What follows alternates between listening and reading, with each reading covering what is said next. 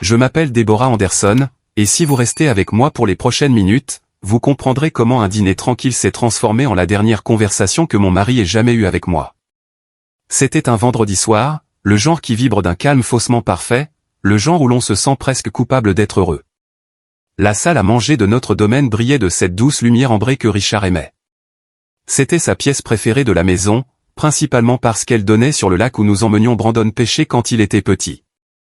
Du jazz jouait doucement, un saxophone flottant dans notre maison comme de la fumée. Nous fêtions quelque chose. Mon mari, Richard, venait de décrocher un contrat de logistique de 8 millions de dollars, la dernière pièce de la fortune de 25 millions de dollars que nous avions bâtie à partir de rien. Il avait toujours dit que ce contrat serait sa dernière montagne à gravir. Et ce soir-là, en trinquant avec nos verres en cristal, en écoutant le tintement du toast, j'avais l'impression que nous avions enfin atteint le sommet. Nous avons ri pendant le dîner, nous taquinant surtout, de ces terribles pas de danse au mariage de notre nièce à mon habitude obsessionnelle de vérifier 2 fois le four même lorsque nous ne l'avions pas utilisé depuis des jours. Pour une fois, il n'y avait pas d'appel du conseil d'administration, pas de bilan, pas de ride de stress gravé sur son front. Juste nous. Après le dessert, une simple tarte aux framboises que j'avais faite maison, Richard s'est adossé, a desserré sa cravate en soie et a souri de ce sourire tranquille qui signifiait qu'il pensait à quelque chose de sérieux. Mais ses yeux ne correspondaient pas à son sourire. Il parcourait la pièce, vérifiant les ombres, les fenêtres. « Déborah, dit-il, sa voix baissant d'une octave, coupant la musique de jazz. J'ai besoin que tu fasses quelque chose pour moi ce soir. » Tout de suite. J'ai cligné des yeux, ma fourchette en suspens à mi-chemin de ma bouche. Tout de suite, Richard ? Nous fêtons quelque chose. Ça ne peut pas attendre demain matin. Non, dit-il, et il a tendu la main sur la table en acajou pour couvrir la mienne. Sa peau était glacée. Moite. J'ai besoin que tu transfères tout sur ton compte. J'ai ri nerveusement, supposant qu'il plaisantait à propos d'un fonds de vacances ou d'un nouveau bateau. Tout ? Quoi ? Comme le compte courant ? Tout, répéta-t-il doucement. L'intensité dans sa voix a fait se hérisser les poils de mes bras. Les comptes d'exploitation de l'entreprise, les actifs liquides, le portefeuille d'investissement, les actes de propriété de la maison, chaque centime. Je veux que tout soit à ton nom, Déborah, juste par précaution. La façon dont il l'a dit, calme, presque répété, mais vibrant d'un courant sous-jacent de terreur, a fait vaciller l'air.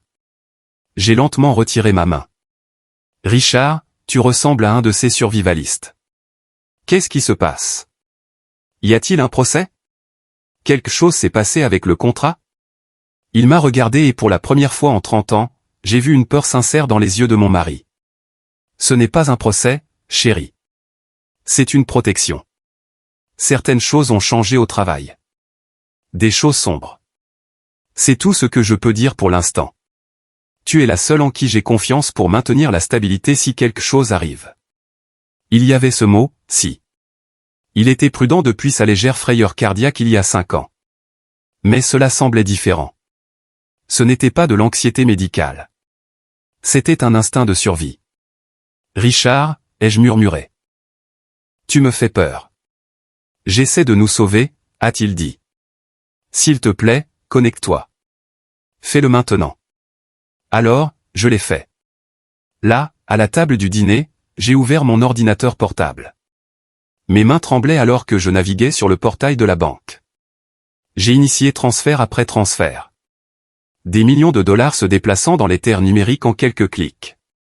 C'était surréaliste. C'était mal. Lorsque l'écran de confirmation finale est apparu, transfert terminé, Richard a poussé un long soupir tremblant. Il s'est versé un autre verre de vin, sa main tremblant tellement que la bouteille a tinté contre le verre. Bien, dit-il. Maintenant, promets-moi autre chose. Ne le dis pas à Brandon. Pourquoi ne le dirais-je pas à notre fils ? Promets-le-moi, Deb, promets-le-moi. Je le promets, ai-je dit. C'était le vendredi soir. Nous avons dansé dans la cuisine après, mais l'ambiance avait changé. Il me serrait trop fort, comme s'il essayait de mémoriser la sensation de mon corps. Le samedi s'est passé dans un flou de normalité, mais Richard est resté dans son bureau. Puis est venue la nuit du dimanche. Mon téléphone a sonné à 20h14. Madame Anderson ? La voix était posée, professionnelle. Ici l'hôpital général du comté. Votre mari a été admis. Vous devriez venir rapidement. Ma tasse de café a heurté le comptoir avant que je ne réalise que je l'avais lâché. Le trajet jusqu'à l'hôpital est un flou de feux rouges, de pluie et de mes propres prières hurlantes. S'il te plaît, mon Dieu, pas maintenant. Nous venions d'arriver au sommet. Pas maintenant. Quand je suis arrivé, le médecin m'a accueilli avec ce regard, cette sympathie professionnelle qui coupe plus profondément que la cruauté. Crise cardiaque, massive, soudaine. Ils ont fait tout ce qu'ils ont pu. Il était parti. Mon Richard, mon partenaire de 30 ans, l'homme qui venait de transférer toute sa vie entre mes mains. Parti. J'étais assise dans le couloir, fixant les carreaux blancs stériles, essayant de me souvenir comment respirer quand j'ai entendu la sonnerie de l'ascenseur. J'ai levé les yeux, attendant du réconfort, attendant la famille. Mon fils, Brendan, est sorti. Il était grand, vêtu d'un costume bleu marine impeccable qui semblait trop net pour une urgence. À côté de lui se trouvait sa femme, Jessica, son visage composé, son maquillage impeccable, serrant un sac de créateur comme un bouclier. Et derrière eux se trouvait un homme que je ne reconnaissais pas, tenant une mallette en cuir. Pendant une seconde, j'ai failli craquer. Voir mon fils ressemblait à une bouée de sauvetage dans un océan de chaos. Je me suis levé automatiquement, les bras ouverts, les larmes brouillant ma vision. Oh, Brendan, ai-je suffoqué. Il est parti. Papa est parti. Mais il ne s'est pas avancé vers moi. Il n'a pas ouvert les bras.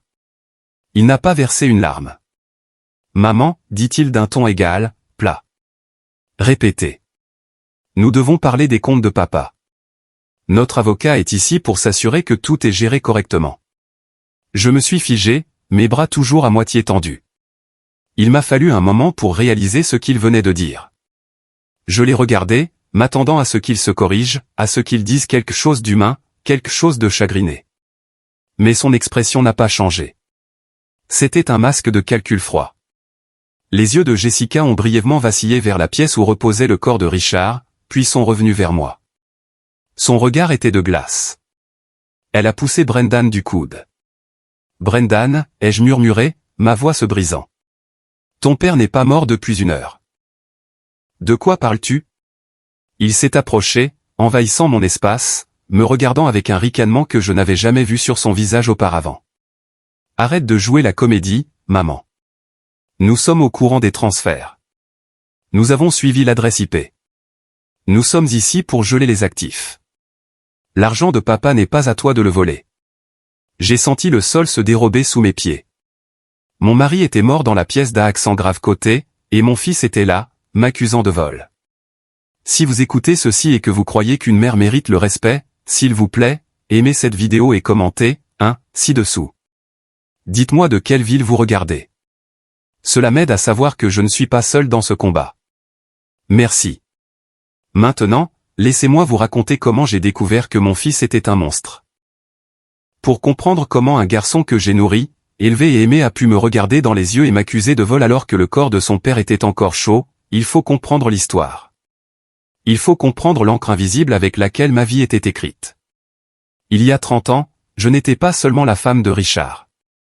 J'étais Déborah, une étudiante en comptabilité de haut niveau avec une offre d'emploi d'un des 4 grands cabinets à Chicago. J'avais un esprit pour les chiffres, pour les schémas, pour repérer le centime qui ne cadrait pas avec la colonne. Je rêvais de bureaux d'anglais de gratte-ciel. Mais ensuite, j'ai rencontré Richard. Il avait un rêve, une entreprise de logistique et beaucoup de passion, mais il se noyait dans la paperasse. C'était un visionnaire, mais il ne pouvait pas équilibrer un chéquier pour sauver sa vie. J'ai fait un choix. C'est le choix que des millions de femmes font, n'est-ce pas? J'ai choisi, nous. J'ai refusé le cabinet. J'ai organisé les livres de Richard sur notre table de cuisine dans un appartement plein de courants d'air qui sentait le vieux café et l'ambition. J'ai géré la paix, négocié avec les fournisseurs et nous ai sauvés de la faillite 2 fois au cours de ces 5 premières années. J'ai construit le squelette financier qui a permis à son rêve de marcher. Mais à mesure que l'entreprise grandissait, je me suis retiré. Ce n'était pas forcé. C'était progressif.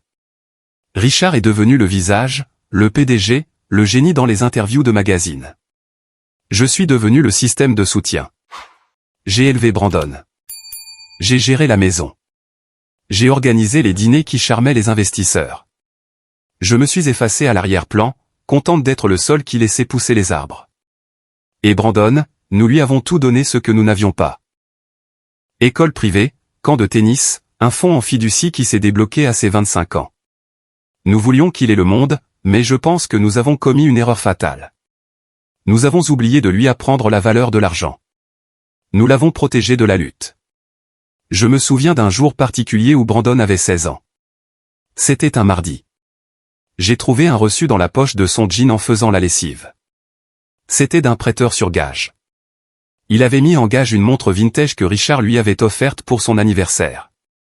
Une montre d'une valeur de $5000 pour 5 cents. Quand je l'ai confronté, il n'avait pas l'air honteux. Il avait l'air agacé. « J'avais besoin d'argent pour un concert, maman », a-t-il dit en mâchant du chewing-gum. « Papa peut en acheter une autre. »« C'est quoi le problème ?»« Le problème, ai-je dit, ma voix tremblant, c'est que ton père a travaillé dur pour ça. Et tu l'as vendu comme si c'était des ordures. »« C'est des ordures », a-t-il ricané. « Ce ne sont que des choses. Vous avez tellement d'argent. Pourquoi êtes-vous si radin ? J'en ai parlé à Richard ce soir-là. Je voulais le punir, le faire travailler à l'entrepôt pendant l'été pour la récupérer. Mais Richard a juste soupiré. Il était fatigué. Il a fait un chèque pour récupérer la montre. C'est juste un gamin, Deb, a dit Richard. Il s'en remettra. Mais il ne s'en est pas remis.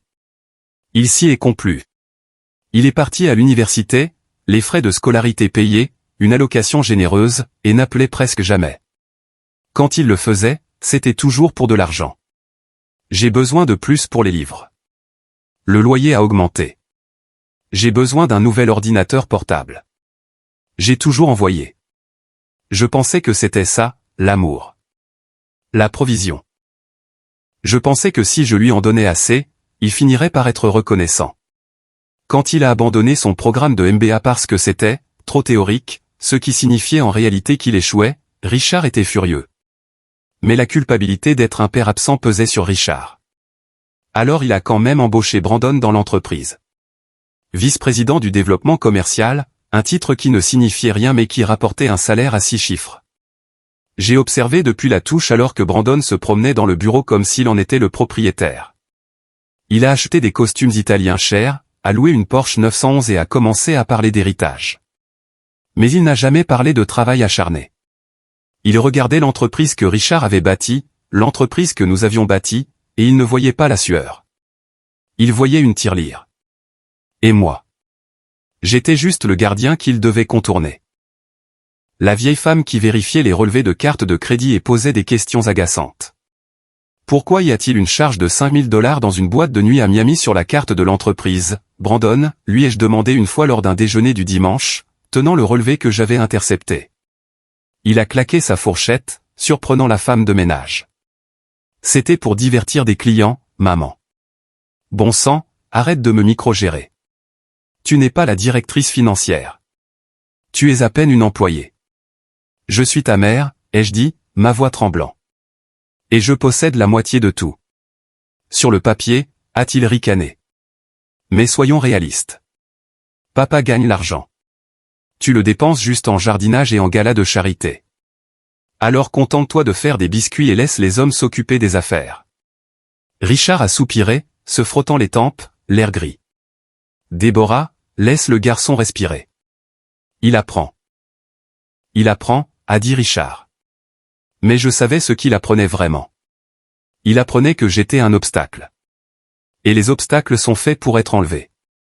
Je ne savais pas alors jusqu'où il irait pour m'enlever. Je ne savais pas que mon propre fils me regardait et ne voyait rien d'autre qu'une signature se dressant entre lui et des millions. Je ne réalisais pas que pendant que je lui préparais ses tartes préférées, il calculait ma date d'expiration. Si Brandon était la poudre à canon, Jessica était l'allumette. Et elle l'a craqué dès l'instant où elle a franchi notre porte d'entrée.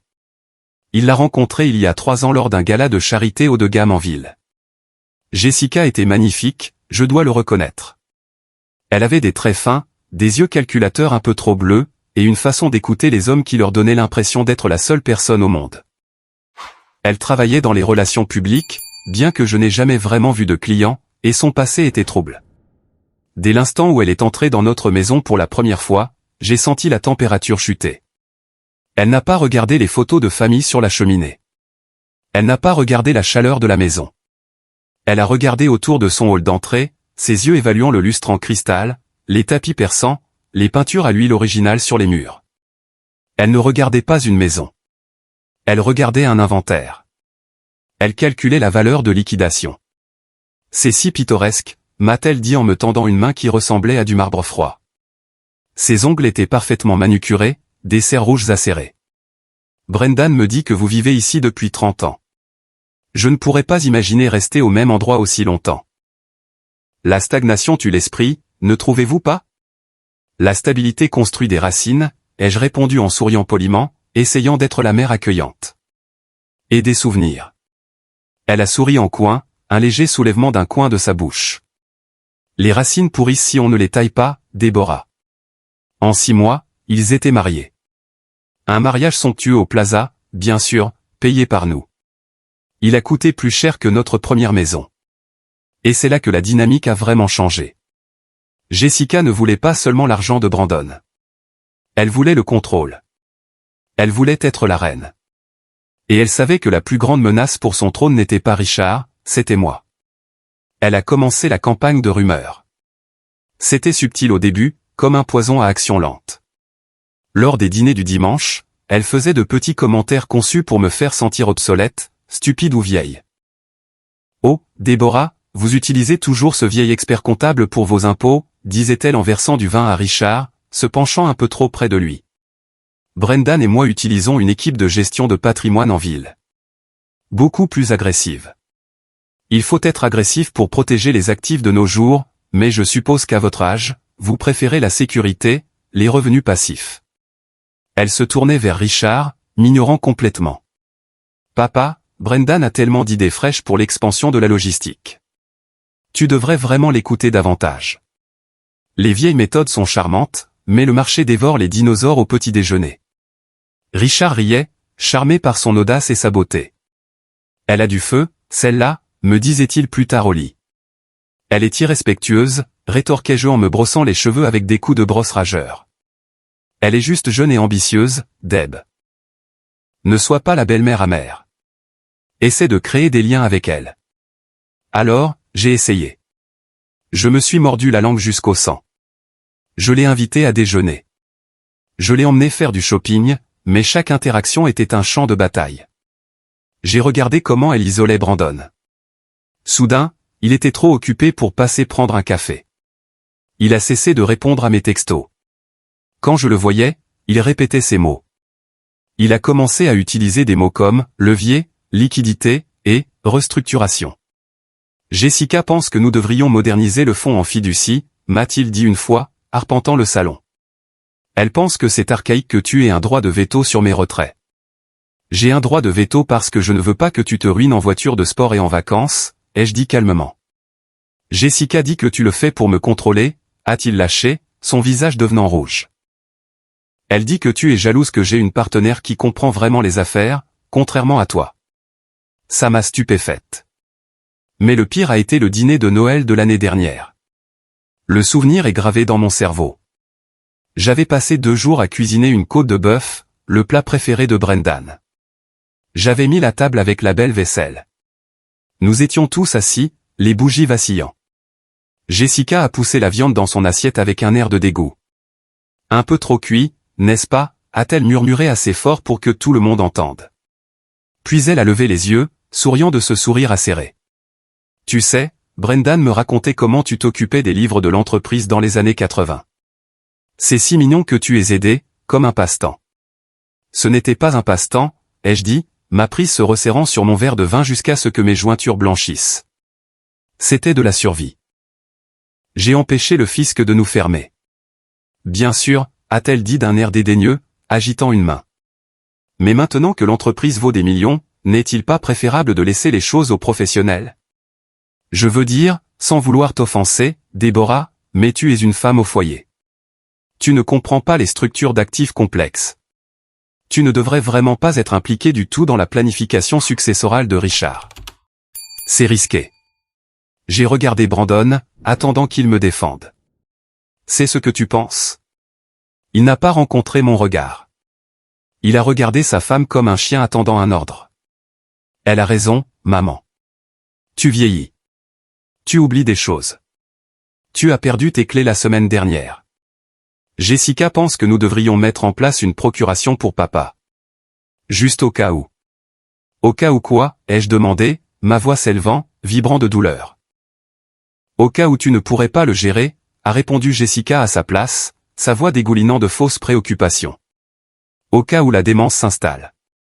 Je me sentais invisible dans ma propre salle à manger. Il discutait de ma compétence, de mon avenir, de l'héritage de mon mari, comme si j'étais un meuble qui devait être déplacé au grenier. J'ai alors réalisé que Jessica n'était pas seulement méchante. Elle était dangereuse. Elle semait des graines de doute dans l'esprit de Richard, dans l'esprit de Brandon, me dépeignant comme la vieille femme sénile et incompétente. Je l'ai entendue au téléphone dans le couloir plus tard dans la soirée. Elle pensait que j'étais dans la cuisine.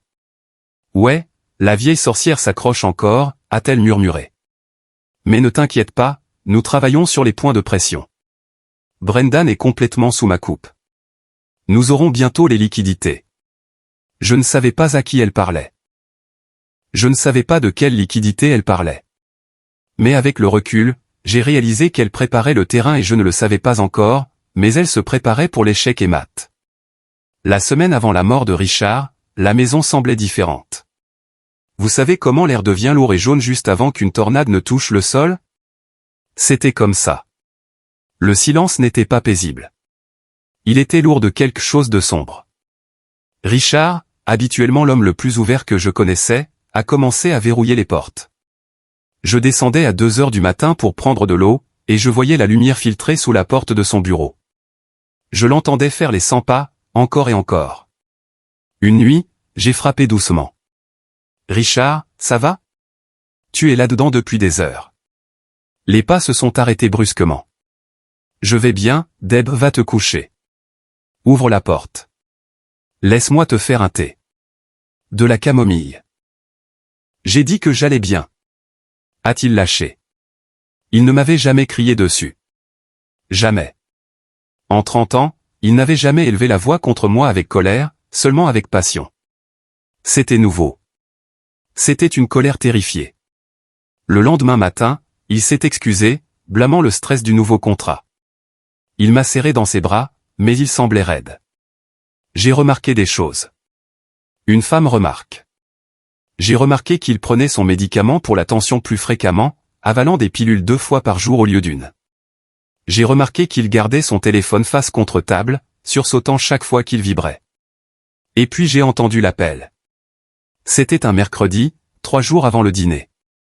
Je jardinais près de la fenêtre ouverte de son bureau. Je taillais les hortensias, cachés par les grands buissons. Il pensait que j'étais sorti faire des courses. Sa voix a tonné à travers l'écran, vibrant d'une rage que je n'avais pas entendue depuis des décennies. « Tu crois que je suis aveugle ?» a crié Richard.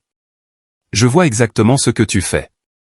Tu n'es pas prêt et je ne te laisserai pas réduire cette entreprise en cendres. » Silence. Il écoutait la personne à l'autre bout du fil. « Ne me menace pas » a grondé Richard, sa voix baissant jusqu'à un murmure mortel. « Je t'ai mieux élevé que ça. Ou peut-être pas. Peut-être que j'ai élevé un requin et maintenant il sent le sang. Je t'ai élevé. » Il parlait à Brandon. Mon cœur martelait contre mes côtes. Je me suis caché derrière les hortensias, terrifié de bouger, terrifié de respirer. Qu'est-ce que Brandon avait fait? Non, a dit fermement Richard. L'audit a lieu lundi. Et si je trouve ce que je pense que je vais trouver, tu es dehors. Tu m'entends?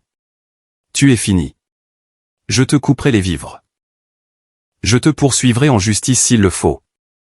Il a raccroché violemment. J'ai entendu le bruit de verre brisé. Peut-être un presse-papier. Peut-être un verre jeté contre le mur. Je me suis éloigné à pas de loup, mes mains tremblant tellement que j'ai laissé tomber ma truelle. Je voulais courir là-dedans et lui demander ce qui n'allait pas. Mais la peur m'a paralysé. Peur de quoi? Peur que ma famille ne se brise. peur que la vérité ne nous détruise. Cette nuit-là, Richard n'est pas venu se coucher avant 3 heures du matin. Quand il s'est glissé à côté de moi, il sentait le scotch et la sueur froide. J'ai fait semblant de dormir, mais j'ai tendu la main et j'ai touché son dos. Il a tressailli, puis s'est détendu. « Je t'aime, Deb », a-t-il murmuré dans le noir. Ça sonnait comme un adieu. Ça sonnait comme un homme faisant la paix avec son créateur. « Je t'aime aussi », ai-je murmuré en retour. « Qu'est-ce qui ne va pas, Richard ? S'il te plaît, laisse-moi t'aider. » Il n'a pas répondu pendant un long moment. Puis il s'est tourné vers moi, ses yeux humides dans le clair de lune. « J'ai trop vu, Deb, et j'ai trop peu dit. J'ai fait confiance aux mauvaises personnes. Je dois réparer ça. Mais j'ai besoin que tu sois forte. Plus forte que tu ne l'as jamais été. »« Je suis forte, » ai-je dit. Il a embrassé mon front. « Je sais. Tu es la plus forte de nous tous. » Le lendemain, jeudi, il m'a dit qu'il avait un rendez-vous chez le médecin. Mais j'ai vérifié notre calendrier partagé. Il n'y avait rien. J'ai vérifié le traceur GPS de la voiture.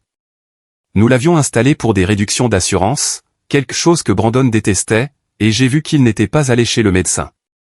Il était allé au cabinet d'avocat de Henderson & Associates, son avocat personnel en droit des successions. Il y est resté 3 heures. Il est rentré à la maison l'air pâle, serrant sa mallette comme si elle contenait une bombe. Il est allé directement à son bureau et a de nouveau verrouillé la porte. J'ai entendu le destructeur de documents fonctionner. J'ai entendu l'imprimante. Plus tard dans la soirée, Jessica est passée. Elle a dit qu'elle voulait apporter à Richard une tisane apaisante qu'elle avait achetée chez un guérisseur holistique. Elle a dit qu'il avait l'air stressé. « Tiens, papa », a-t-elle dit en lui tendant une tasse fumante. « Bois ça. Ça aide avec les palpitations. » Richard a hésité. Il a regardé la tasse, puis Jessica. « Qu'est-ce qu'il y a dedans ? » Juste de la racine de valériane et de la camomille, a-t-elle souri. « Fais-moi confiance. » Il l'a bu. 1 heure plus tard, il était pris de vertige. Il a trébuché dans les escaliers. Je l'ai aidé à se coucher et il marmonnait que les chiffres ne collaient pas. Je pensais que c'était juste de l'épuisement. Quand il est finalement sorti pour le dîner du vendredi, la nuit où il m'a demandé de transférer l'argent, il semblait plus léger, presque soulagé. Mais physiquement, il avait l'air épuisé, comme un homme qui avait été empoisonné lentement. Juste par précaution, avait-il dit au dîner. J'ai regardé son visage à la lueur des bougies, voyant les rides d'inquiétude gravées autour de ses yeux. Il n'était pas paranoïaque. Il était terrifié. Il savait que quelque chose venait pour lui. Il essayait de construire un mur autour de moi avant que la vague ne frappe. Mais même Richard, avec tout son génie, n'a pas calculé à quelle vitesse la vague se déplacerait, ou que la vague aurait le visage de son propre fils. Il a essayé d'échapper au requin, mais il n'a pas réalisé que le requin était déjà dans le bateau. Le deuil est le seul silence que les gens remarquent. Mais aux funérailles de Richard, le bruit était assourdissant. C'était une cacophonie de chuchotements, de fausses sympathies et de froissements de costumes coûteux. La pelouse du domaine était taillée à la perfection. Les arrangements floraux étaient immaculés. Orchidées, roses blanches, lys, tout ce que Richard aurait détesté. Il aimait les fleurs sauvages. Il aimait les choses simples. Il voulait un petit service, mais ça. C'était une production. C'était un événement de réseautage déguisé en mémorial. Brendan a géré tous les arrangements sans me regarder une seule fois. Il se tenait près de l'entrée de l'église, la posture rigide, son costume impeccable, serrant la main de partenaires, d'investisseurs et de politiciens locaux. Il ressemblait à un PDG en attente, pas à un fils en deuil. Jessica se tenait à ses côtés, serrant un mouchoir en dentelle qu'elle n'a jamais utilisé pour essuyer une seule larme, la tête inclinée dans une performance de chagrin si précise qu'elle méritait un Oscar. Les gens chuchotaient sur leur force. « Regardez Brandon », disait-il en hochant la tête avec approbation, « il prend la relève pour sa mère. Un si bon fils, qui prend les rênes. » Il ne voyait pas la distance. Il ne voyait pas le mur de glace invisible entre nous. Il ne savait pas qu'il y a 3 jours, il m'avait accusé de vol sur le corps encore tiède de son père. Il ne savait pas qu'il avait menacé d'appeler la police sur moi à l'hôpital. J'étais assise seule au premier rang. Il y avait une place vide à côté de moi où mon fils aurait dû être. Au lieu de cela, il était assis de l'autre côté de l'allée avec Jessica. Le symbolisme ne m'a pas échappé. Deux côtés, deux camps. Quand le pasteur a terminé, je n'ai pas pleuré. Non pas parce que je ne le voulais pas, mais parce que je ne le pouvais pas. Mes larmes s'étaient transformées en un œuf froid et dur dans ma poitrine. J'ai fixé le cercueil en acajou et j'ai pensé aux 25 millions de dollars qui se trouvaient sur mon compte. J'ai pensé à la menace de Brandon. L'argent de papa n'est pas à toi de le voler. J'ai senti une main sur mon épaule. C'était l'un des plus vieux amis de Richard, un membre du conseil d'administration nommé George. Il avait l'air sincèrement dévasté. « Déborah » murmura-t-il en se penchant.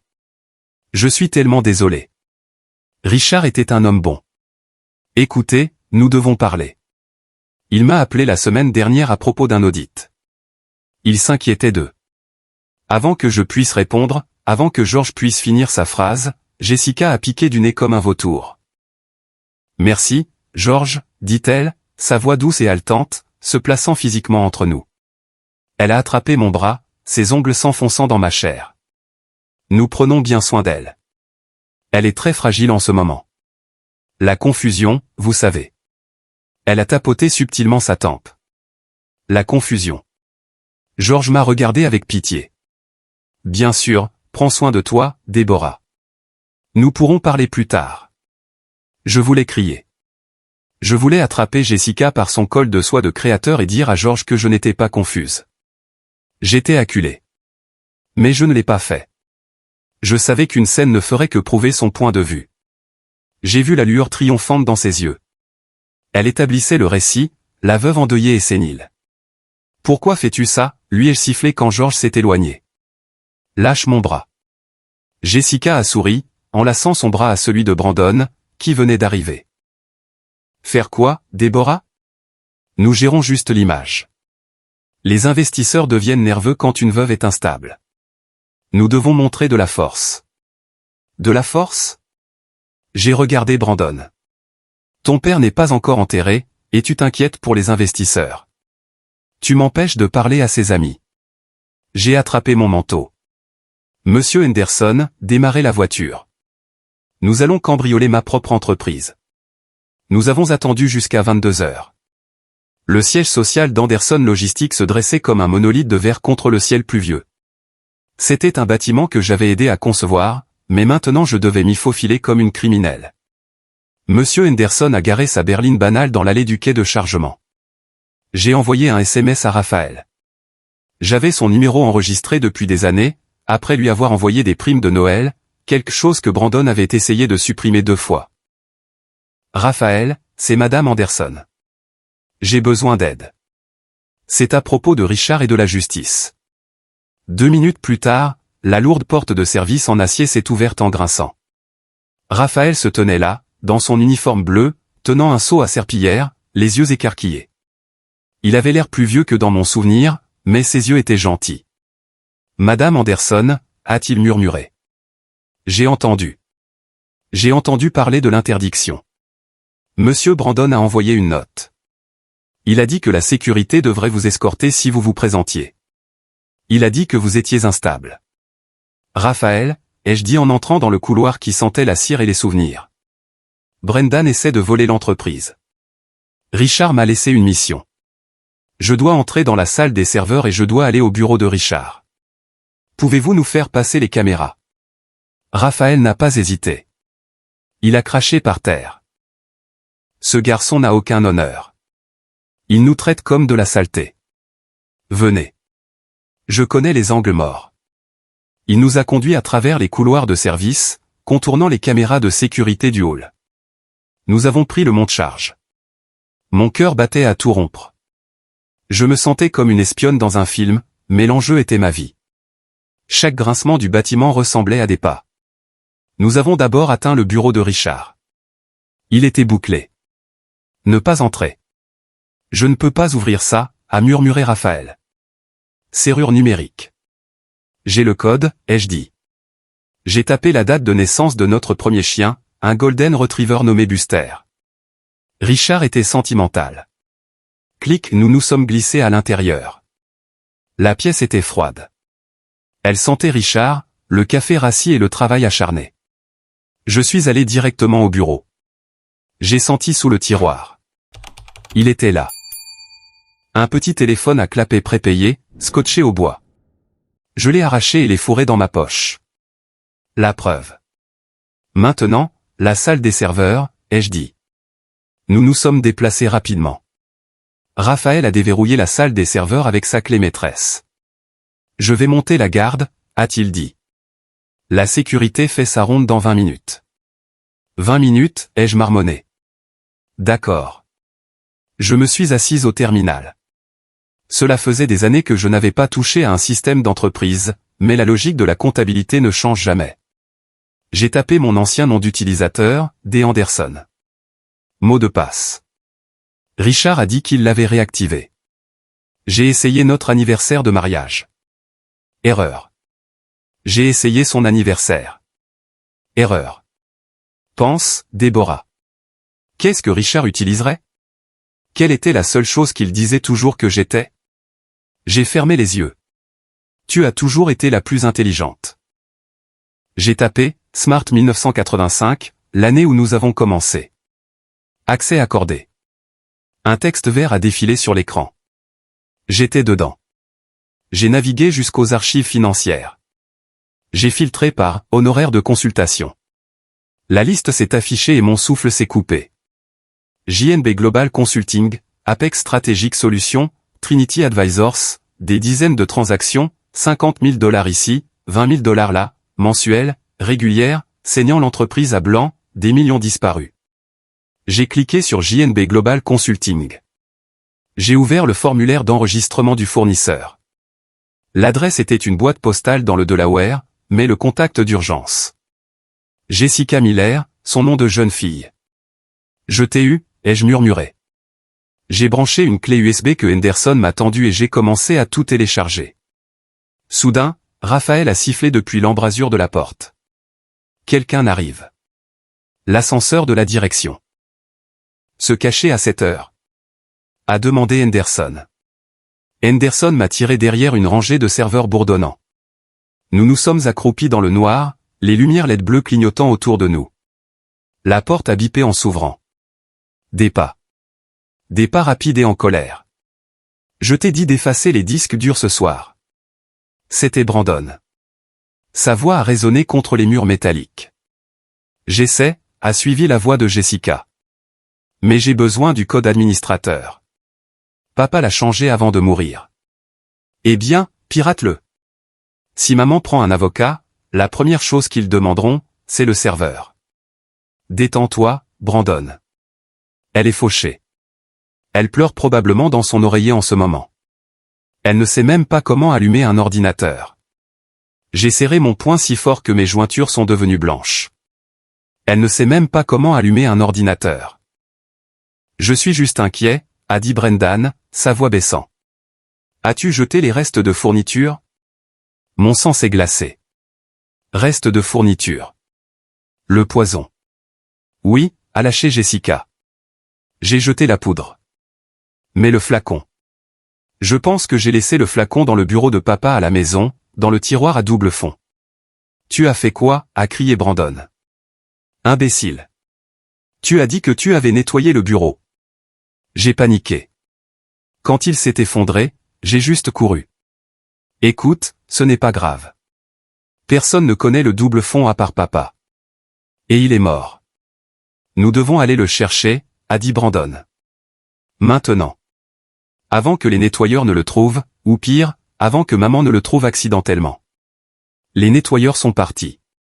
Effaçons juste le serveur d'abord. Non, nous allons à la maison maintenant. Maman dort. Nous nous faufilons, nous prenons le flacon et nous partons. Ensuite, nous sommes en sécurité. Ils se sont retournés et sont sortis en courant de la pièce. Je suis resté figé dans l'obscurité, regardant Henderson. Son visage était pâle. Ils vont à la maison, ai-je murmuré. Pour récupérer le flacon. Le flacon que j'ai dans ma poche, a demandé Henderson en tapotant son manteau. Non, ai-je réalisé. Richard vous a donné un échantillon. Mais la source, la bouteille que Jessica a utilisée, est toujours dans le bureau. Nous devons les devancer, a dit Henderson. Non, ai-je dit, un plan se formant dans mon esprit. Un plan froid et impitoyable. Laissons-les y aller. Laissons-les s'introduire. J'ai des caméras de sécurité dans le bureau qui se téléchargent sur le cloud. S'ils s'introduisent pour trouver une arme du crime, nous les filmons, a terminé Henderson. Nous ne faisons pas que les attraper, ai-je dit en me levant. Nous les détruisons. J'ai regardé la barre de téléchargement sur l'écran. 100% terminé. J'ai retiré la clé USB. Raphaël, ai-je dit dans l'ombre. Merci. Vous venez de sauver cette entreprise. Donnez-leur l'enfer, madame a dit Raphaël en souriant dans le noir. Nous sommes sortis sous la pluie. Le jeu avait changé. Je n'étais plus la proie. J'étais le chasseur, et j'avais l'appât. Monsieur Henderson et moi sommes retournés à son bureau dans un silence plus lourd que la tempête qui faisait rage à l'extérieur. La pluie martelait le pare-brise de sa berline, suivant le rythme chaotique de mon cœur. Nous ne sommes pas retournés chez moi. Ce n'était pas sûr. Pas encore. Brendan avait clairement indiqué que j'étais une intruse dans ma propre vie, et ce soir, il était désespéré. Nous nous sommes assis dans la salle de conférence de Henderson, un espace faiblement éclairé sentant le polish au citron, les vieux livres de droit et le café froid. On se serait cru dans un bunker. Henderson a ouvert son ordinateur portable et s'est connecté au serveur de sécurité cloud de ma maison. Mes mains tremblaient alors que j'acceptais la tasse d'eau qu'il m'offrait. « Êtes-vous sûr de cela, Déborah » a-t-il demandé, son doigt planant au-dessus du bouton de connexion. Son visage était illuminé par la dure lumière bleue de l'écran. « Regardez votre propre fils s'introduire chez vous, c'est une cloche que vous ne pouvez pas faire taire. Une fois que vous l'aurez vu, l'image de lui en tant que votre petit garçon aura disparu pour toujours. J'ai perdu mon petit garçon il y a longtemps, ai-je dit, ma voix sonnant creuse même à mes propres oreilles. Je ne l'ai juste pas réalisé jusqu'à ce qu'il essaie de m'enterrer. Allumé. L'écran a vacillé pour s'animer. L'image était granuleuse, en vision nocturne noir et blanc, mais elle était assez claire pour me briser le cœur une fois de plus. Elle montrait le bureau de Richard, le fauteuil en cuir où il lisait les journaux du dimanche, le bureau en acajou où il a bâti un empire, l'immobilité d'une pièce qui pleurait son propriétaire. Il était 23h15. L'horodatage décomptait les secondes de ma vie. Il devrait être là d'une minute à l'autre, a murmuré Henderson, vérifiant sa montre par rapport à l'heure à l'écran, s'ils ont quitté le bureau en même temps que nous. À 23h22, le loquet de la fenêtre s'est ouvert de force. J'ai tressailli physiquement comme si j'avais été frappé. J'avais moi-même verrouillé cette fenêtre. Je me souvenais avoir nettoyé la vitre la semaine dernière. Une silhouette est passée à travers. C'était Brandon. Il portait un sweat à capuche sombre, ressemblant à un cambrioleur ordinaire dans la maison où il a grandi. Il se déplaçait avec une furtivité qui me terrifiait. Où avait-il appris cela? Il s'est retourné et a aidé Jessica à passer. Elle a épousseté ses genoux, regardant la pièce avec un dégoût visible, même à travers les images granuleuses. Bon sang, ça sent le vieil homme ici, a chuchoté Jessica. Le son était clair. Richard avait installé des microphones haut de gamme des années auparavant après une frayeur de cambriolage dans la rue. Sa voix était comme de l'acide. Trouve juste le bureau, a sifflé Brandon, baissant la tête. Son visage était pâle, en sueur. Et baisse la voix. Maman dort comme une souche, mais on ne veut pas réveiller la femme de ménage. Si Raphaël l'a appelée, elle est peut-être réveillée. Maman dort comme une souche. L'ironie m'a fait monter la bile à la gorge. Je voulais crier à l'écran. Je voulais lui dire que j'étais bien réveillé et que je le regardais creuser sa propre tombe. J'ai regardé mes ongles s'enfoncer dans l'acajou de la table de conférence de Henderson pendant que mon fils fouillait dans le bureau de son père. Il ne se contentait pas de chercher, il profanait. Il a sorti les tiroirs et les a vidés. Il a jeté le stylo plume préféré de Richard par terre. Il a traité le sanctuaire de Richard avec un tel manque de respect que mes dents en grinçaient. Ce n'est pas ici, a paniqué Brendan, sa voix montant dans les aigus. Les tiroirs du haut sont vides. Juste des factures et des babioles. Le double fond, imbécile, a lâché Jessica en arpentant la pièce. Elle a pris une photo encadrée de Richard et moi de notre 25e anniversaire de mariage, l'a regardée et l'a posée face contre l'étagère sous le tiroir principal. Utilise ton couteau. Brandon a tâté autour. Il a sorti un couteau, un couteau suisse que je lui avais donné pour les scouts il y a 20 ans. Je me souvenais l'avoir emballé. Je me souvenais lui avoir dit de faire attention à ne pas se couper. Maintenant, il l'utilisait pour couper le dernier cordon entre nous. Il a soulevé le panneau de bois avec un craquement écœurant. Il a tendu la main à l'intérieur. « Tu l'as » a-t-il soufflé. Il a sorti un petit flacon en verre ambré. « C'est ça » a demandé Jessica en s'approchant. « Ouais, Nature S reste, l'étiquette que tu as imprimée. » Brendan l'a tenue à la lumière de la lune qui entrait. « Il reste encore une dose. Si les flics trouvaient ça, s'ils testaient le résidu. »« Ils ne le feront pas » a dit Jessica en le lui arrachant des mains. « On le jettera dans le lac en revenant. Ensuite, on sera tiré d'affaire. Pas d'armes, pas de crime, juste une veuve triste et une crise cardiaque. » « Et la lettre » a demandé Brendan en fouillant plus profondément dans le compartiment caché. « Tu as dit que papa avait écrit une lettre. Tu as dit qu'il était paranoïaque. »« Je ne vois pas de lettre » a dit Brendan en tâtant frénétiquement l'espace vide. « Juste le flacon et quelques vieilles pièces. Peut-être qu'il n'en a pas écrit. Peut-être qu'il était trop à l'ouest. Il écrivait quelque chose » a dit Jessica en plissant les yeux. « Je l'ai vu. Peut-être qu'il l'a posté. Ou peut-être que le thé a agi plus vite que je ne le pensais. » Elle a ri alors. Un son bas et cruel qui m'a glacé jusqu'aux os. « Je suppose que je l'ai fait trop fort. Je me sens toujours mal à ce sujet, Jess, » a marmonné Brendan, assis dans le fauteuil de Richard. Le fauteuil de mon mari. Il a mis sa tête dans ses mains. C'était mon père. Il m'a appris à lancer une balle de baseball. Jessica a saisi son visage, ses ongles s'enfonçant dans ses joues, le forçant à la regarder. C'était une barrière, Brandon. Il allait te couper les vivres. Il allait te mettre en prison pour le détournement de fonds. Nous avons fait ce que nous devions faire. C'était de la légitime défense. Nous défendions notre avenir. Maintenant, allons-y avant que la vieille sorcière ne se réveille et ne vienne ici chercher son dentier. Ils sont ressortis par la fenêtre, disparaissant dans la nuit. L'écran est devenu statique. Je suis resté assise dans le silence du bureau de Henderson, des larmes coulant sur mon visage. Pas des larmes de tristesse. Des larmes de fureur absolue et clarifiante. Le genre de colère qui incendie des forêts. Légitime défense, ai-je murmuré. Ils ont appelé le meurtre de mon mari de la légitime défense. Henderson a fermé doucement l'ordinateur portable. Nous les tenons, Déborah. Effraction, falsification de preuves et une confession de l'empoisonnement enregistré. Ce n'est pas assez, ai-je dit en essuyant mon visage avec la manche de mon manteau. Ils prétendront que l'audio est manipulé.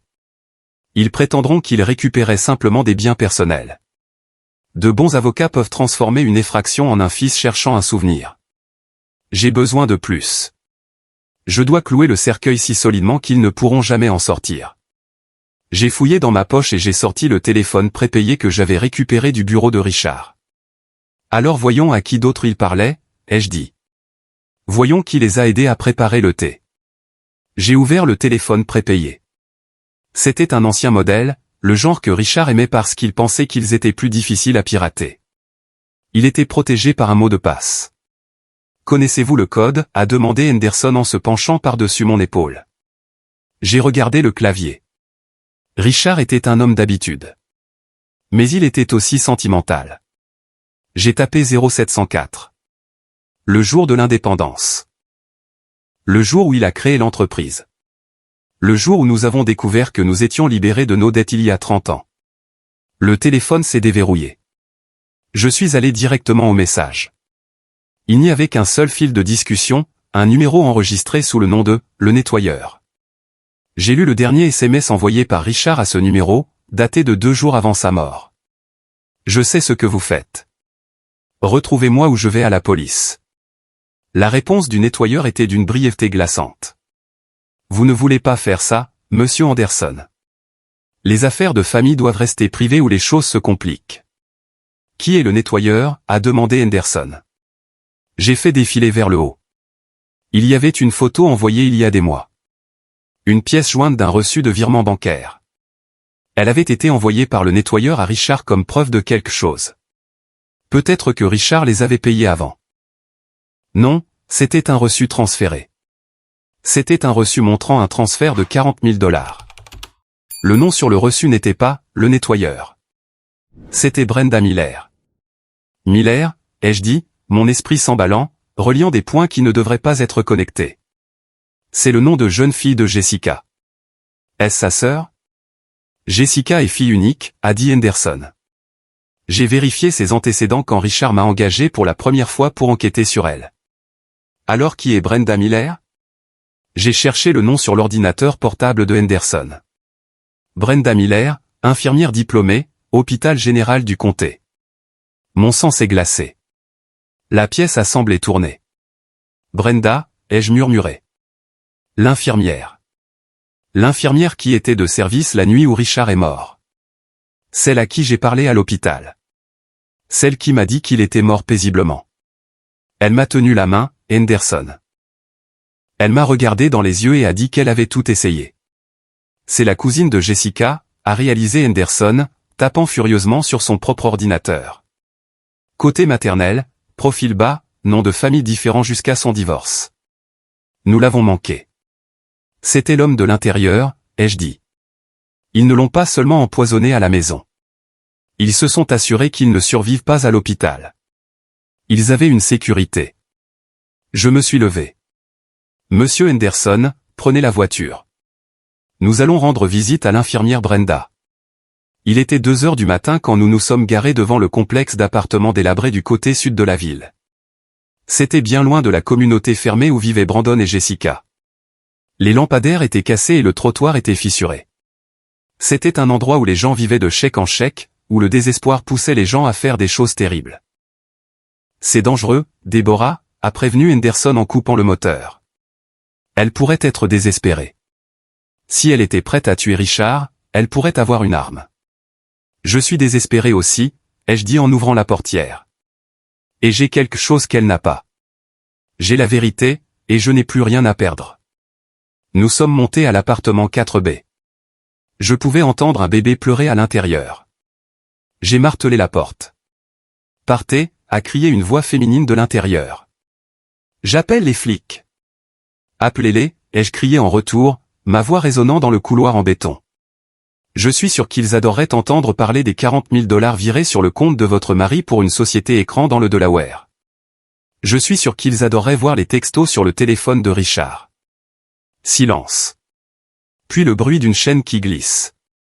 La porte s'est ouverte. Brenda se tenait là, l'air hagard. Elle portait un t-shirt taché, ses cheveux en désordre, ses yeux cerclés de rouge. Elle avait l'air terrifiée. Madame Anderson, a-t-elle balbutié. Pouvons-nous entrer? Je n'ai pas attendu de réponse. Je l'ai bousculée. L'appartement sentait la cigarette froide et le lait maternisé. Un bambin dormait sur le canapé, enveloppé dans une couverture usée. S'il vous plaît, a murmuré Brenda en fermant rapidement la porte. Ne le réveillez pas. Il a de la fièvre. Je me suis tourné vers elle, ressentant une guerre entre la rage et la pitié. Vous les avez aidés à tuer mon mari. Non. Brenda a secoué violemment la tête. Je n'ai tué personne. J'ai juste détourné le regard. Détourné le regard? J'ai sorti l'imprimé du virement bancaire que Henderson avait préparé dans la voiture. C'est ce que ces 40 000 $ ont acheté? Un œil aveugle pendant que mon mari suffoquait? Avez-vous éteint les moniteurs? Avez-vous retardé le code bleu? Brenda s'est effondrée sur une chaise de cuisine, mettant sa tête dans ses mains. J'avais besoin de l'argent. Mon mari, il a été licencié. Nous allions perdre l'appartement. Jessica a dit. Elle a dit que c'était juste un sédatif. Elle a dit que Richard faisait une dépression et qu'ils avaient besoin de le calmer pour le faire entrer en cure de désintoxication. Elle a juré que ce n'était pas mortel. Elle a menti, ai-je dit froidement. C'était du poison. Et quand il est arrivé à l'hôpital, vous vous êtes assuré que le panel toxicologique ne soit pas effectué, n'est-ce pas? Vous avez intercepté l'ordre. Brenda a sangloté. Elle m'a dit de le marquer comme un événement cardiaque standard. Elle a dit que si je ne le faisais pas, elle dirait au conseil de l'hôpital que je volais des médicaments. Elle m'a fait chanter. Elle a dit qu'elle ruinerait ma vie. Alors, vous avez laissé un homme bon mourir pour sauver votre emploi? Je ne savais pas qu'il mourrait jusqu'à ce que le moniteur s'aplatisse. J'ai essayé de le réanimer. Je jure que j'ai fait la RCR, mais c'était trop tard. Mais vous n'avez pas signalé le poison, a dit Henderson en s'avançant. Cela fait de vous une complice de meurtre, Brenda. C'est 20 ans à perpétuité. Qui élève votre fils alors? Les services sociaux? Brenda a regardé le bambin endormi, puis nous, son visage pâle comme un linge. Que voulez-vous? Je veux un témoin, ai-je dit. Ils vont me tuer, a-t-elle murmuré. Brandon, il connaît des gens.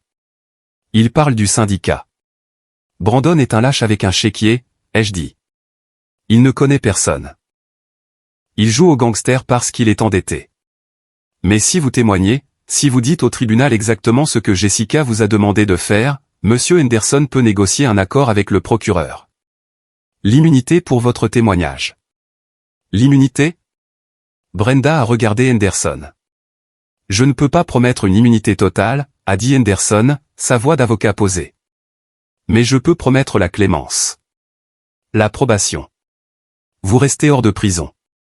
Vous gardez votre fils. Mais seulement si vous nous donnez tout, les textos, les emails, les paiements. Brenda a hésité. Elle a regardé son appartement miteux, puis son enfant. Jessica m'a appelé il y a 10 minutes, a dit doucement Brenda. Elle m'a dit de tout supprimer. Elle a dit. Elle a dit que la vieille dame fouinait. Elle m'a dit de brûler le téléphone. Ne le supprimez pas, ai-je dit. Donnez-le nous. Brenda s'est levée. Elle s'est dirigée vers une boîte à biscuits en céramique fissurée et a sorti un téléphone portable. C'est mon téléphone prépayé, a-t-elle dit. Elle m'a envoyé les instructions par SMS dessus. Comment modifier le dossier? À quelle heure administrer l'agent calmant s'il se réveillait? Elle m'a tendu le téléphone. Je le tenais comme s'il était radioactif. C'était ça. Le pistolet fumant. Vous avez fait ce qu'il fallait, Brenda, ai-je dit, bien que je n'ai ressenti aucune sympathie pour elle. Elle avait vendu mon mari pour le prix d'une voiture d'occasion. Nous avons quitté l'appartement. La pluie avait cessé. Nous avons la vidéo de l'effraction, a énuméré Henderson. Nous avons les dossiers de détournement de fonds. Nous avons les messages du téléphone prépayé. Et nous avons l'infirmière. Est-ce suffisant, ai-je demandé. C'est assez pour les enterrer, a dit Henderson. Mais nous devons jouer ça prudemment. Si nous allons à la police maintenant, les avocats hors de prix de Brendan pourraient trouver une faille. Nous devons les prendre en flagrant délit de mensonge sous serment. Les 48 heures suivantes ont été un jeu d'attente angoissant. J'ai séjourné dans un hôtel du centre-ville sous un faux nom. Je ne pouvais pas rentrer chez moi. Brendan avait changé les serrures, invoquant des pouvoirs de tutelle d'urgence pendant que l'injonction était en instance. Je suis passé une fois devant ma propre maison. J'ai vu la voiture de Brandon dans l'allée. J'ai vu des lumières allumées dans chaque pièce. Les voisins m'ont dit qu'il organisait des fêtes, de la musique forte, du champagne. Il célébrait sa victoire avant même que la guerre ne soit gagnée. Cela m'a fait bouillir le sang, mais je me suis forcé à continuer. Profitant, mon fils, ai-je pensé. C'est ta dernière fête. Lundi matin, les résultats de laboratoire de l'échantillon de thé que Richard avait donné à Henderson sont finalement arrivés. Nous nous sommes rencontrés dans un restaurant routier, un endroit où les camionneurs s'arrêtent pour un café. C'était anonyme. Henderson a glissé un dossier Manille sur la table. C'est confirmé, a-t-il dit. De la digitaline. De la digitale. De la digitale, ai-je demandé en fronçant les sourcils. C'est une fleur. J'en ai dans le jardin. Exactement, a dit Henderson. C'est une fleur qui arrête le cœur si vous infusez correctement les feuilles et les graines. Elle imite une crise cardiaque massive. C'est de la vieille école, difficile à détecter à moins de la chercher spécifiquement. Et combiné avec les bêta-bloquants de Richard, c'était une condamnation à mort. Ça a ralenti son cœur jusqu'à ce qu'il s'arrête. J'ai lu le rapport. Toxicité létale. Où l'ont-ils eu, ai-je demandé. L'ont-ils volé dans mon jardin? Non. Les relevés de carte de crédit de Jessica, que j'ai obtenus grâce à votre accès administrateur, montrent un achat dans un magasin de fournitures botaniques en Oregon il y a 3 mois. Kit de jardin ornemental, graines de digital et un livre sur les remèdes à base de plantes. Elle l'a cultivé, ai-je réalisé, me sentant malade. Elle a cultivé le poison dans sa propre serre. C'est pour ça qu'elle était si fière de son passe-temps de jardinage. Ce n'était pas un passe-temps. C'était une usine d'armes. Prémédité, a dit Henderson. Des mois de planification. Ce n'était pas un accident ou un moment de passion. C'était un meurtre de sang-froid. D'accord, ai-je dit en fermant le dossier. Mes mains étaient stables maintenant. Donc, nous avons tout. Quand a lieu l'audience? Demain matin, 9 heures. Le juge préside la motion d'urgence pour rendre le gel des actifs permanents et pour nommer Brandon comme votre tuteur. Ils vont essayer de me faire passer pour folle, ai-je dit. Ils ont des déclarations sous serment. Oui. Et vous allez les laisser faire. Pardon? Je les regardais. Je ne vais pas les laisser me traiter de folle. Déborah, écoutez-moi. Henderson s'est penché. Pour que cela fonctionne, pour que le rebondissement frappe le juge assez fort pour justifier une intervention criminelle immédiate, vous devez jouer le rôle. Entrez là-dedans l'air vaincu. Laissez Brandon penser qu'il a gagné. Baissez sa garde. S'il pense que vous ripostez avec le feu, il sera sur la défensive. Il aura son scénario prêt. Mais s'il pense que vous êtes brisé, il deviendra arrogant. Et c'est là qu'il fera une erreur. J'y ai pensé. J'ai pensé aux 30 années que j'ai passées à être la femme discrète, le système de soutien invisible. Je savais comment jouer ce rôle. Je l'avais joué toute ma vie. Je savais comment être la femme que tout le monde sous-estimait. Je peux le faire, ai-je dit. Je porterai du noir. Pas de maquillage. J'aurai l'air de la veuve endeuillée et confuse qu'ils veulent que je sois. Bien. Parce que demain, ce n'est pas juste une audience, Déborah. C'est une embuscade. Nous n'allons pas là-bas pour vous défendre. Nous allons là-bas pour les poursuivre. Je suis retourné à ma chambre d'hôtel et je me suis préparé. J'ai pratiqué mes tremblements dans le miroir. J'ai pratiqué le regard vide. Ce n'était pas difficile. Le chagrin était réel. Je devais juste amplifier l'impuissance. Je devais canaliser chaque once de douleur que je ressentais dans une performance qui désarmerait mes ennemis.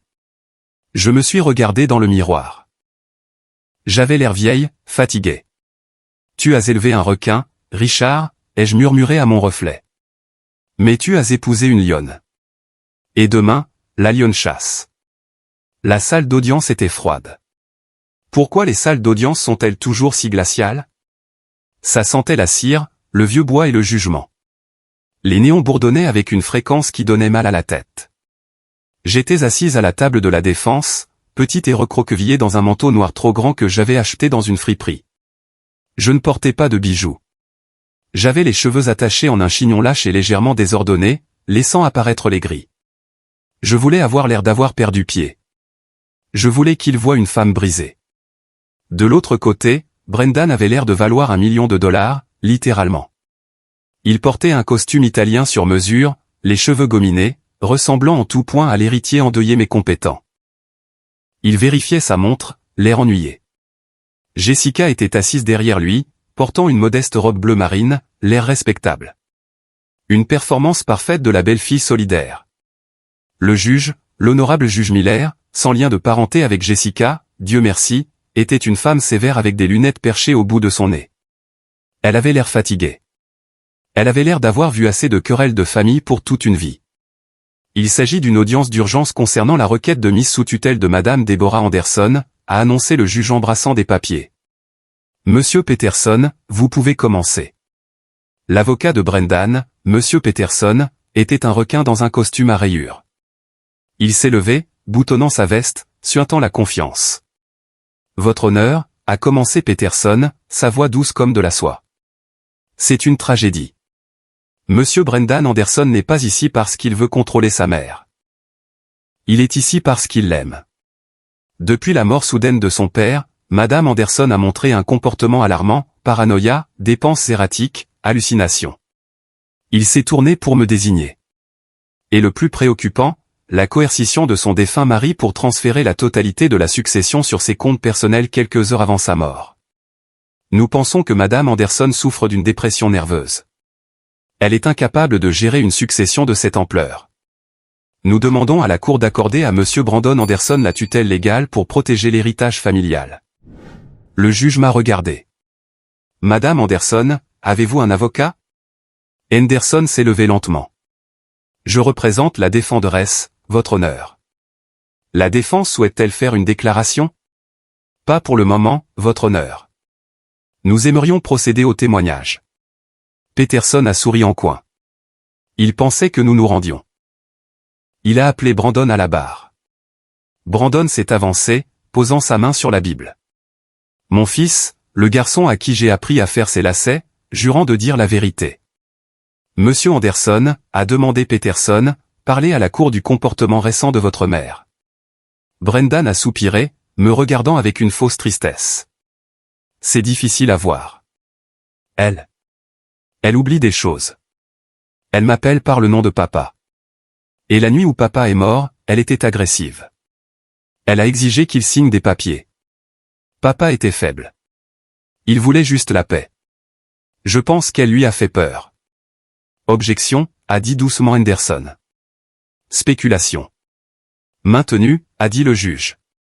Tenez-vous au fait, monsieur Anderson. Le fait est, a dit Brendan, sa voix se durcissant, qu'elle a vidé les comptes. Elle a volé 25 millions de dollars pendant que mon père mourait. Ce n'est pas l'acte d'une épouse saine d'esprit et aimante. C'est l'acte de quelqu'un d'instable et d'avide. Elle détruit ce que mon père a construit. J'ai baissé les yeux sur mes mains, laissant mes épaules trembler. J'ai entendu des ricanements dans la galerie. Les amis de Jessica étaient là. J'ai enfoncé mes ongles dans mes paumes pour ne pas crier. Menteur, ai-je pensé. Sale menteur. Peterson a ensuite appelé Jessica à la barre. Elle était encore pire. Elle a pleuré. De vraies larmes. Déborah a toujours été difficile, a sangloté Jessica en s'épongeant les yeux. Mais dernièrement, elle est effrayante. Elle a menacé de brûler la maison si nous ne lui donnions pas d'argent. Nous voulons juste nous assurer qu'elle est en sécurité dans un établissement où elle peut obtenir de l'aide. Nous faisons cela pour son propre bien. Le juge avait l'air préoccupé. Elle m'a regardé avec pitié. Madame Anderson, ce sont des allégations graves. Peterson a conclu sa plaidoirie. Votre honneur, la preuve est claire. Les transferts parlent d'eux-mêmes. Nous demandons une mise sous tutelle immédiate. Le juge s'est tourné vers Henderson. Maître, votre témoin. Henderson s'est levé. Il n'avait plus l'air vaincu. Il ressemblait à un loup qui venait de voir un lapin entrer dans le piège. Il a ajusté sa cravate. En fait, votre honneur, a dit Henderson, sa voix tonnant, nous avons quelques témoins à nous et de nouvelles preuves qui ont émergé au cours des dernières 48 heures. Brandon a froncé les sourcils. Jessica a instantanément cessé de pleurer. Appelez votre témoin, a dit le juge. J'appelle mademoiselle Brenda Miller à la barre. Jessica a haleté. C'était assez fort pour résonner dans la pièce. Elle a attrapé le bras de Brendan. Brendan a regardé au fond de la salle, confus. Les portes se sont ouvertes. 2 policiers ont escorté Brenda à l'intérieur. Elle avait l'air terrifiée, le visage pâle, mais elle a marché droit jusqu'à la barre. Qui est-ce, a exigé Peterson. Ce témoin n'était pas sur la liste. C'est un témoin de réfutation concernant les causes naturelles du décès, a dit Henderson. Et son témoignage est essentiel à l'état mental de ma cliente, spécifiquement qu'elle est la seule personne saine d'esprit dans cette pièce. Le juge a hoché la tête, intrigué. Je l'autorise. Brenda a prêté serment. Madame Miller, a demandé Henderson, quelle est votre relation avec la plaignante, Jessica Anderson? Elle est ma cousine, a murmuré Brenda. Et quelle est votre profession? Je suis infirmière à l'hôpital général du comté. J'étais de service la nuit où Richard Anderson est mort. Madame Miller, Henderson s'est approché. Jessica Anderson vous a-t-elle contacté avant la mort de Richard Anderson? Oui. Que vous a-t-elle demandé de faire? La pièce est devenue silencieuse. On aurait pu entendre une mouche voler. Brenda a regardé Jessica. Les yeux de Jessica étaient écarquillés, suppliants, puis menaçants. Brenda a pris une profonde inspiration. Elle m'a demandé de m'assurer qu'aucun rapport toxicologique ne soit effectué. Elle m'a dit d'inscrire la cause du décès comme étant une crise cardiaque. Et elle m'a payé 40 000 $ pour le faire. Menteuse, a crié Jessica en se levant. C'est une droguée menteuse. Asseyez-vous, Madame Anderson. Le juge a frappé son marteau. J'ai les relevés bancaires ici, votre honneur, a dit Anderson en tendant une pile de papier à l'huissier. Virement d'une société écran enregistrée au nom de Jessica Anderson. Et j'ai des SMS. Le visage de Brandon est devenu blanc. Il avait l'air sur le point de vomir. Mais ce n'est pas tout, a poursuivi Anderson en se tournant vers le juge. Nous avons également une surveillance vidéo du domaine Anderson. Enregistrée il y a 2 nuits. Alors que le plaignant prétendait être en deuil, il était en fait en train de s'introduire par effraction. Anderson a branché son ordinateur portable sur le projecteur du tribunal. La vidéo a été diffusée. Les images en noir et blanc de Brandon et Jessica s'introduisant dans le bureau. L'audio était d'une clarté cristalline. C'était une barrière, Brandon. Nous avons fait ce que nous devions faire. Légitime défense. La salle d'audience a éclaté. Ordre. Ordre dans la cour. Le juge martelait le marteau si fort que j'ai cru que le manche allait se briser. Brandon était figé. Il fixait l'écran où sa propre voix avouait un meurtre. Jessica griffait son sac à main, cherchant son téléphone, cherchant une sortie, cherchant un miracle qui ne viendrait pas, votre honneur, a dit Anderson, sa voix coupant le chaos comme un couteau. Il ne s'agit plus d'une audience de mise sous tutelle. Il s'agit d'une enquête pour meurtre. Monsieur Peterson, a dit le juge, sa voix tremblant de rage. Elle a pointé un doigt vers l'avocat de Brandon. Contrôlez vos clients. Peterson a regardé l'écran, puis Brandon, puis la pile de preuves que Anderson avait déversée. Il a commencé à ranger sa mallette. Je ne peux pas les représenter à la lumière de ces preuves. Je me retire en tant qu'avocat avec effet immédiat. Tu ne peux pas partir, a crié Brandon en attrapant la manche de Peterson. Règle ça. C'est faux. C'est de l'IA. Ma mère l'a fait avec de l'IA. Elle est folle. Souviens-toi. Asseyez-vous, monsieur Anderson, a rugi le juge. Huissier, sécurisez les portes. Personne ne quitte cette pièce. Je me suis alors levé. J'ai enlevé le manteau trop grand. Je me suis redressé. Je n'étais plus la petite veuve confuse. J'ai marché jusqu'au centre de la pièce, me tenant entre mon avocat et mon fils. J'ai regardé Brandon droit dans les yeux. Ce n'est pas de l'IA, Brandon, ai-je dit, ma voix stable et forte. C'est une webcam. 30 $ sur Amazon. Papa l'a installé parce qu'il savait que tu volais dans l'entreprise. Il savait que tu étais un voleur avant de savoir que tu étais un tueur. Je ne volais pas, a crié Brendan, la sueur coulant sur son visage. J'investissais. J'allais rembourser. Investir dans quoi? J'ai jeté le dossier des relevés de détournement de fonds sur sa table. Il s'est éparpillé sur le sol, des centaines de pages de transferts frauduleux. Jeux d'argent offshore, poker à gros enjeux. Tu as perdu 4 millions de $, Brandon. Et quand ton père t'a coupé les vivres, tu as décidé de le tuer plutôt que d'en assumer les conséquences. Je ne l'ai pas tué. Brendan a pointé Jessica du doigt, son doigt tremblant. C'est elle qui l'a fait. Elle a préparé le thé.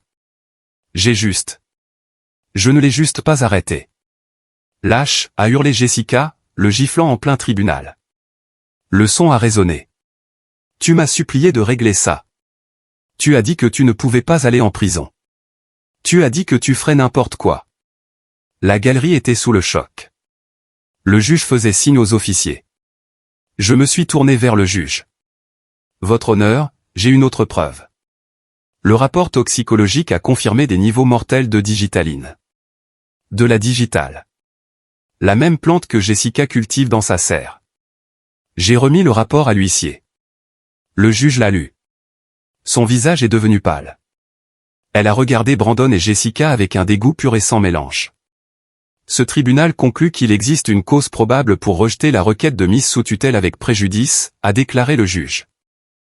De plus, je remets les 2 plaignants à la garde du département du shérif en attendant des accusations criminelles. Huissier, mettez-les en état d'arrestation. Non, a crié Jessica. Vous ne pouvez pas faire ça. Je suis enceinte. Tu n'es pas enceinte, a craché Brendan en se tenant la joue. Tu n'es qu'une menteuse. Tu mens depuis le jour où je t'ai rencontré. C'était un cirque. Un cirque horrible et tragique. Mais c'était la vérité. Si vous regardez ceci et que vous ressentez la chaleur de ce moment, la satisfaction absolue de voir les masques tomber, s'il vous plaît, tapez « Justice » dans les commentaires, faites-moi savoir que vous êtes avec moi, car la partie suivante, c'est la partie où les menottes sortent. Les portes au fond de la salle d'audience se sont de nouveau ouvertes en grand. Cette fois, ce n'était pas une infirmière. C'était le détective en chef de l'unité des crimes majeurs, le détective Miller.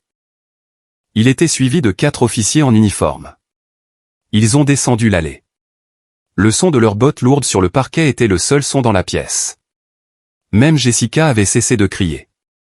Ils se sont arrêtés à la table des plaignants. Brendan Anderson, a dit le détective en sortant une paire de menottes. Vous êtes en état d'arrestation pour le meurtre de Richard Anderson, détournement de fonds et complot en vue de commettre un meurtre. Jessica Anderson, il s'est tourné vers elle. Vous êtes en état d'arrestation pour meurtre, falsification de preuves et fraude. S'il vous plaît, a sangloté Brendan, ses genoux flageolants. Il m'a regardé. Maman. Maman, dis-leur que je suis ton fils. Tu ne peux pas les laisser m'emmener. Je suis désolé. Je rembourserai. Il m'a regardé. Ses yeux étaient écarquillés, remplis du même regard terrifié qu'il avait quand il avait 5 ans et avait cassé un vase. Maman, arrange ça. Je l'ai regardé. J'ai regardé l'homme qui m'avait traité de folle. L'homme qui avait empoisonné l'amour de ma vie. Je n'ai pas de fils, ai-je dit doucement, ma voix portant à travers la pièce silencieuse. Mon fils est mort quand il a décidé de tuer son père. Maman, a-t-il gémi alors que l'officier lui tirait les mains dans le dos. Clic, le son des menottes a été la chose la plus forte que j'ai jamais entendue. C'était le son d'une porte qui se fermait pour toujours. Jessica s'est débattue. Elle a donné un coup de pied dans le tibia d'un des officiers. Lâchez-moi. Savez-vous qui je suis?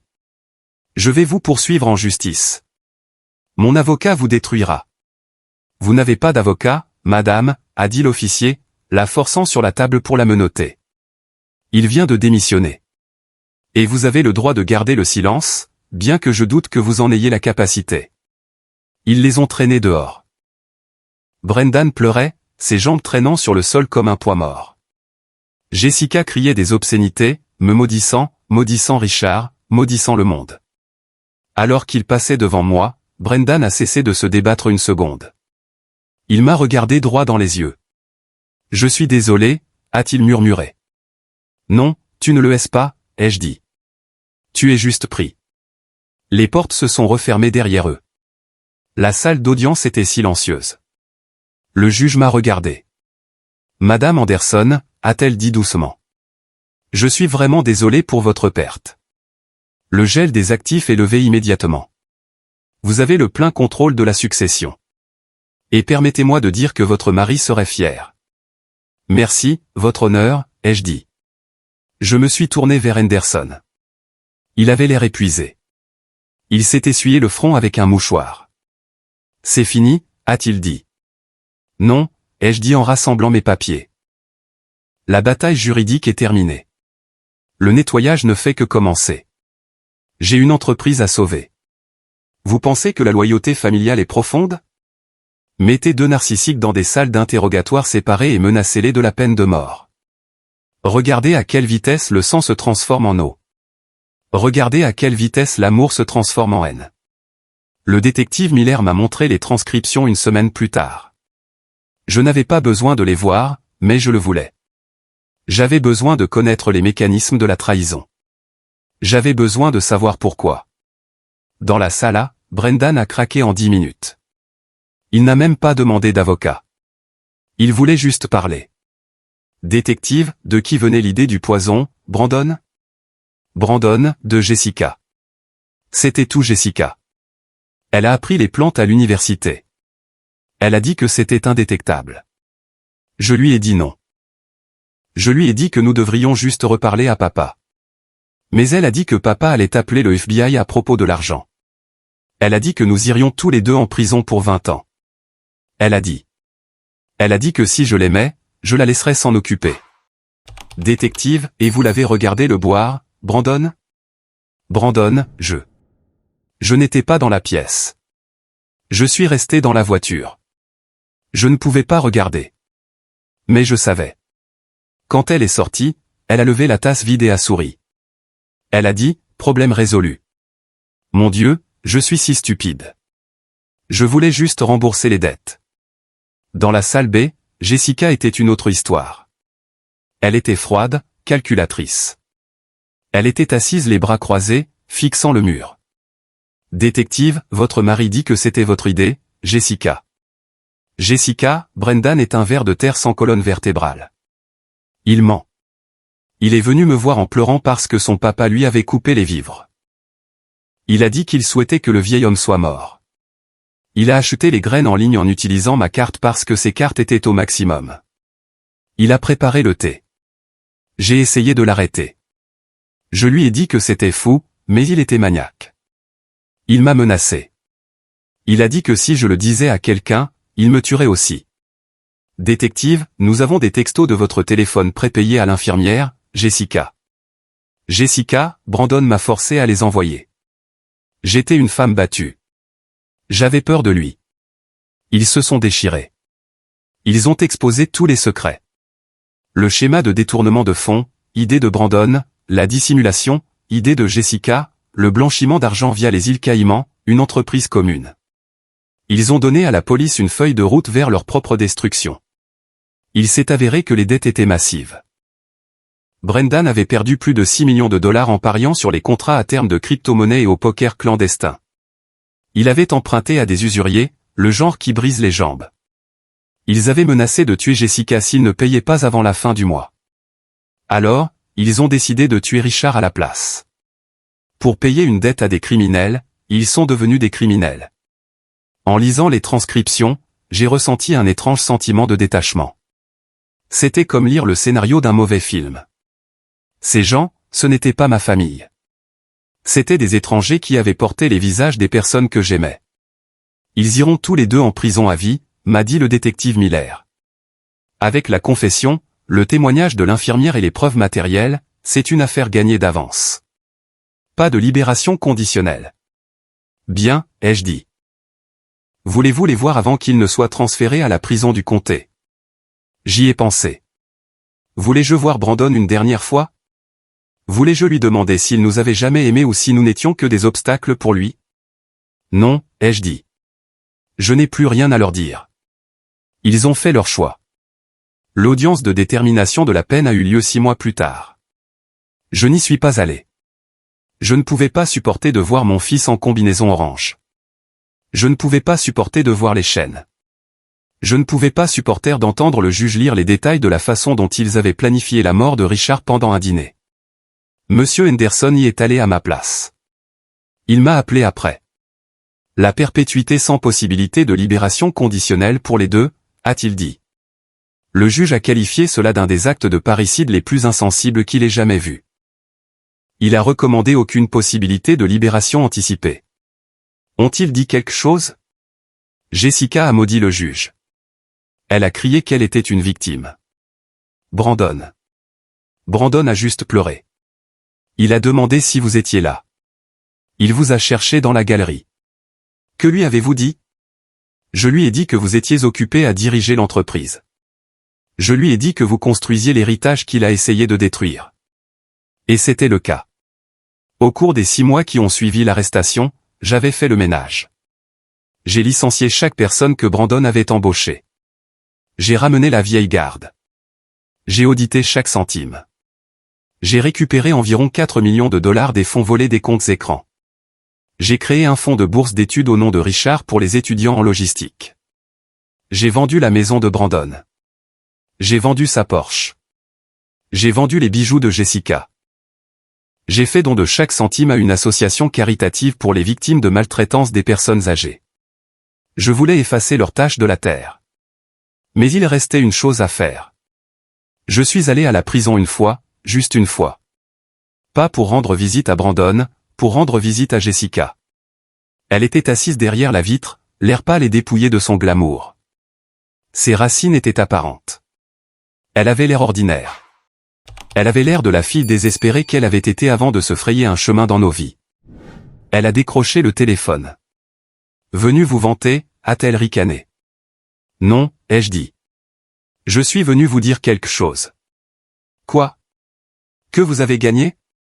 Félicitations. Vous êtes la reine des cendres. Non, je suis venu vous dire que j'ai trouvé votre cachette. Les yeux de Jessica se sont écarquillés. Quelle cachette? Le portefeuille de crypto-monnaie que vous avez caché sur le disque crypté? Celui que Brandon ne connaissait pas.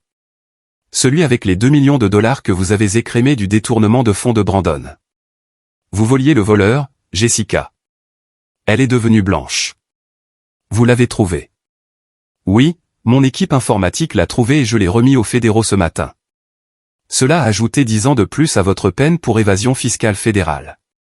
Et comme c'est un crime fédéral, vous serez transféré dans un établissement de haute sécurité, plus loin d'ici.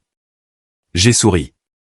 Vous pensiez être plus intelligente que tout le monde, Jessica. Mais vous avez oublié une chose. Je tenais des livres de comptes avant votre naissance. Je sais où vont les centimes. Elle a claqué le téléphone contre la vitre. Je vous déteste. J'espère que vous mourrez seul. Je ne mourrai pas seul, ai-je dit calmement. J'ai des souvenirs. J'ai le respect. Vous n'avez rien. J'ai raccroché le téléphone. Je suis parti pendant qu'elle criait silencieusement derrière la vitre.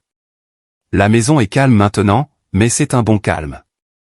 J'ai redécoré. Je me suis débarrassé des lourds rideaux que Jessica avait choisis. J'ai peint la salle à manger d'un bleu doux. J'ai ouvert les fenêtres pour laisser entrer la brise. Richard me manque encore tous les jours. Parfois, j'entends son rire dans le couloir. Parfois, je sens son eau de Cologne au cèdre sur ses vieux manteaux, mais je ne me sens plus en danger. Je dirige l'entreprise maintenant. Moi, la femme au foyer. Il s'avère que je suis plutôt doué pour ça. Nos bénéfices ont augmenté de 15% ce trimestre. Les employés me respectent. Ils m'appellent « la dame de fer » dans mon dos. Je le prends comme un compliment. J'ai renoué avec de vieux amis. Je voyage. J'ai rejoint un club de bridge. J'ai recommencé à jardiner, mais cette fois, je cultive des légumes. La vie, pas le poison. Je ne suis pas seulement une veuve. Je suis une survivante. Et l'argent, les 25 millions de dollars, il est en sécurité. Tout comme Richard l'avait demandé. Je l'ai mis dans un trust. Pas pour Brandon. Jamais pour Brandon. J'ai changé mon testament le lendemain de la condamnation. Je l'ai mis dans un trust pour les familles des employés que Richard aimait. Pour leurs soins de santé, l'éducation de leurs enfants. L'héritage de Richard n'était pas sa lignée. C'était sa gentillesse. Et je m'assure que cette gentillesse perdure. J'ai aussi embauché Brenda, pas comme infirmière. Elle a perdu sa licence, mais j'ai payé sa cure de désintoxication. Je l'ai aidée à trouver un emploi dans l'administration d'un autre hôpital. Elle a témoigné. Elle m'a aidé. Et contrairement à mon fils, elle a montré des remords. La miséricorde est un luxe que je peux me permettre maintenant. Ce soir, c'est vendredi. Cela fait exactement 1 an depuis ce dîner. Depuis que la musique jouait et que Richard me tenait la main et me demandait de nous sauver. J'ai mis la table pour 2. J'ai préparé le même repas. Poulet rôti, tarte aux framboises. J'ai versé 2 verres de vin. Je me suis assise à ma place. En face de moi, le fauteuil de Richard était vide, mais la lumière frappant l'acajou le faisait briller d'une lueur chaude, presque comme s'il était assis là. J'ai levé mon verre. À nous, ai-je murmuré à la pièce vide. À l'équipe. J'ai pris une gorgée. J'ai regardé le grand-père horloge qui tic-taquait dans le coin. Tic-tac, tic-tac. Le temps passe. La douleur s'estompe, mais la cicatrice reste. Elle vous rappelle que vous avez survécu. Elle vous rappelle que vous êtes plus forte que vous ne le pensez. J'ai pensé à Brandon assis dans sa cellule ce soir. Je me suis demandé s'il se souvient de ce dîner. Je me suis demandé s'il regrette le choix qu'il a fait. Est-ce que son père lui manque ou est-ce juste l'argent qui lui manque? Mais ensuite, j'ai arrêté de me demander, parce qu'il a choisi son chemin. Et j'ai choisi le mien. Je me suis levé et je me suis dirigé vers la fenêtre qui donnait sur le lac. La lune était pleine, se reflétant sur l'eau. Je l'ai gardé en sécurité, Richard, ai-je dit à haute voix. J'ai sauvé l'entreprise. Je me suis sauvé. Et je les ai arrêtés.